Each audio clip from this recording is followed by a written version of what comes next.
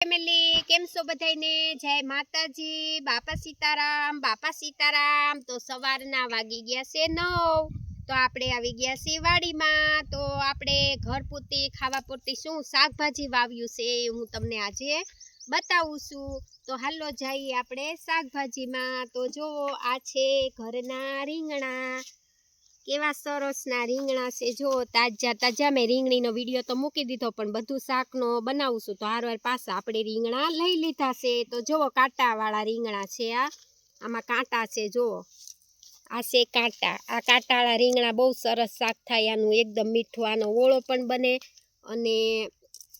રીંગણાનું ભરેલું શાક પણ બને તો હાલો આપણે જઈશું હવે ગુલાબી રીંગણીમાં ત્યાં છે ગુલાબી રીંગણી આ હતા કાળા રીંગણા તો જો આ છે કાળી રીંગણી આ છે ઓલી કાળી રીંગણી હતી આ છે ગુલાબી રીંગણી તો જો કેવા સરસના રીંગણા બેઠી ગયા છે એકદમ સરસ ને આ એકદમ ગુલાબી રીંગણા છે જો તાજા વાડીના રીંગણા કેવા સરસ હોય એકદમ તાજા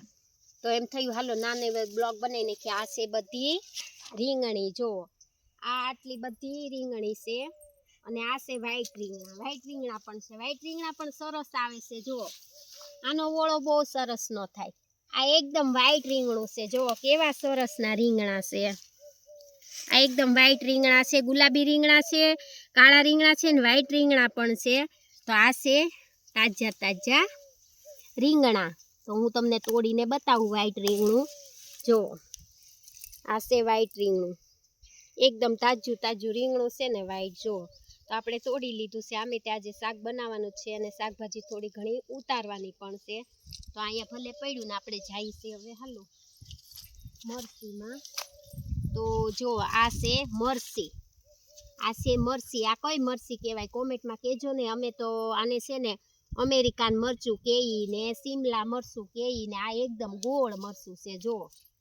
આ ગોળ મરસા છે આને ક્યાં મરસા કહેવાય તમે જરા કોમેન્ટમાં અમને કહેજો ને અમે તો વિદેશી મરસા કહેઈ ગામડાવાળા અને આ બધા એમ કે તીખા બહુ આવે પણ તીખા આટલા બધા નથી મીડિયમ તીખા છે આ મરસી જેટલા તો તીખા છે જ નહીં અને મરસા તો જોવા આવ્યા કેટલા મરસા આવ્યા છે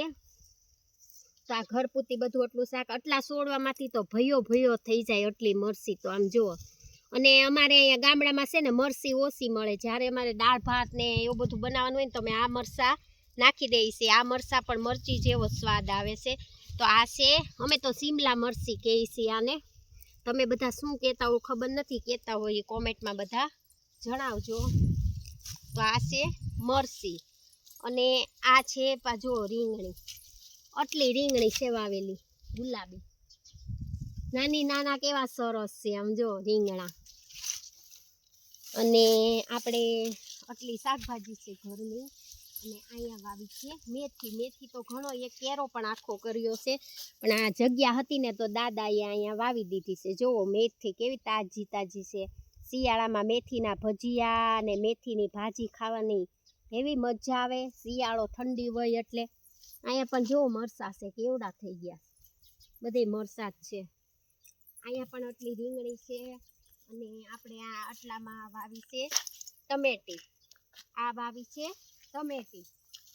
તો ટમેટી પણ સરસ છે અને ટમેટા થોડાક પાક્યા હતા તો લઈ લીધા છે અને હજી ટમેટું જો અહીંયા કાચું છે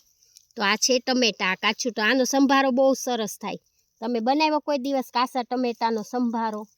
આનો સંભારો ખાટો મીઠો થાય એકદમ સરસનો સંભારો થાય ખાટો મીઠો આ દેશી ટમેટા છે દેશી ટમેટાનો સ્વાદ કંઈક અલગ આવે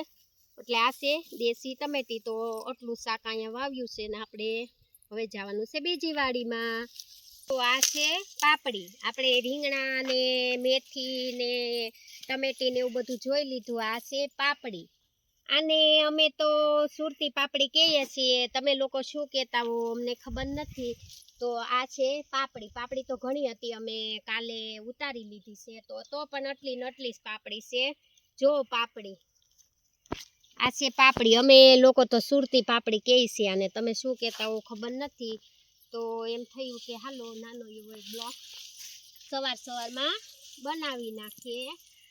તો આ બધી આટલી છે પાપડી શાકભાજીમાં ઘર પૂરતી ખાવા પાપડી બહુ બધી આવી છે જો કેટલી પાપડી આવી છે આખા બધા લુમખા ભર્યા અને સિટીમાં અમે એમ કહીએ આ સુરતી પાપડી કહેવાય અને બધા એમ કહે છે કે સિટીમાં બહુ મોંઘી પાપડી છે 50 ને 250 મળે છે તો અમારે કાંઈ લેવા જવાનું હોય નહીં શાકભાજી પાપડી ને એવું ઘરનું હોય એટલે અમને ભાવની કાંઈ ખબર ન હોય પણ સિટીવાળા કહે કે બહુ જ મોંઘી પાપડી છે 50 ને 250 હવે કેવી આ પાપડી તો અમારે તો ઘરની છે એટલે કાંઈ બહુ લેવા જવાની હોય ને ઘરનું શાક હોય એટલે હાલ્યા કરે તો આપણે જો તુવેર પણ છે તુવેર પણ બહુ જ બધી આવેલી છે આ છે તુવેર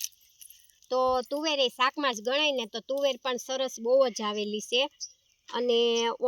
તુવેરમાં છે ને હવા બહુ છે એટલે તુવેરના દાણાય હળેલા નથી અને સરસની તુવેર પણ આવેલી છે આની અમે કચોરી કરીએ છીએ અને વઘારેલી ખીચડી પણ કરીએ છીએ ને તુવેર રીંગણાનું શાક પણ બહુ સરસ થાય શિયાળામાં બધું તાજું શાક હોય એટલે ખાવાનું પણ સરસ બને બધું તો દાણા પણ સરસ છે હું તમને બતાવું ભરાઈ પણ ગયા છે સરસના તો જો હું તમને ફોલીને બતાવું છું કે દાણા કેવા છે વણહળો નથી બહુ એટલે દાણા બધા છે સરસના તો જો આ બધી આટલી તુવેર છે તો શિયાળામાં બધું સરસ શાકભાજી હોય એક દાણો હોય હળેલો પણ બહુ હળેલા નથી વણ સરસની તુવેર છે જો લટ્ટે લૂમ તુવેર આવી છે કેટલી તુવેર આવી છે જો દાણા સરસના છે મોટા મોટા ભરાઈ ગયા છે એકદમના સરસ દાણા પણ છે તો આ છે તુવેરના દાણા ને આ બધી છે તુવેર એ સરસની વણતો આવી છે તો હાલો હવે આપણે જઈએ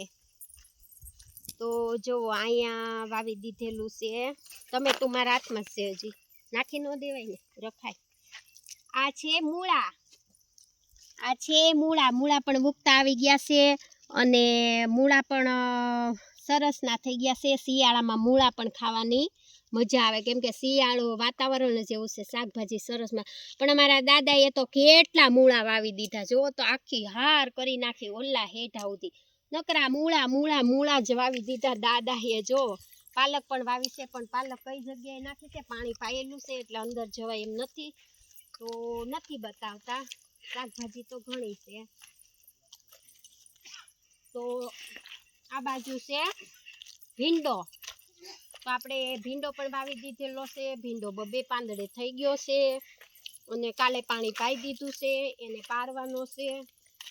અને આ છે લસણ પણ સરસનું થઈ ગયું છે કાલે પાણી પી ગયું છે અને એકદમ સરસનો જો આખો કેરો ઢકાઈ ગયો છે લીલોતરી આ છે લીલું લસણ ઘરનું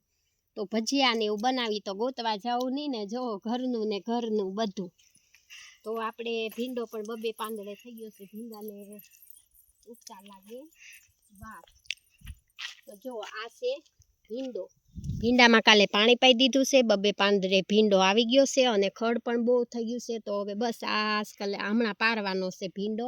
તો જો ભીંડો પણ સરસનો આખી વાડીમાં ખીલી ગયો છે 2 વીઘાનો ભીંડો વાવેલો છે પણ ભીંડો તો અમે વેચવા વાવેલો છે તો જુઓ બધો ભીંડો છે તો આટલું ઘરનું શાક છે તો બધાને વિડીયો ગમે તો લાઈક કોમેન્ટ કરજો અને બધા આવજો વાડીએ શાકભાજી ખાવા તો બધાને જાજા કરીને જય માતાજી બાપા સીતારામ આવજો બધા વાડીએ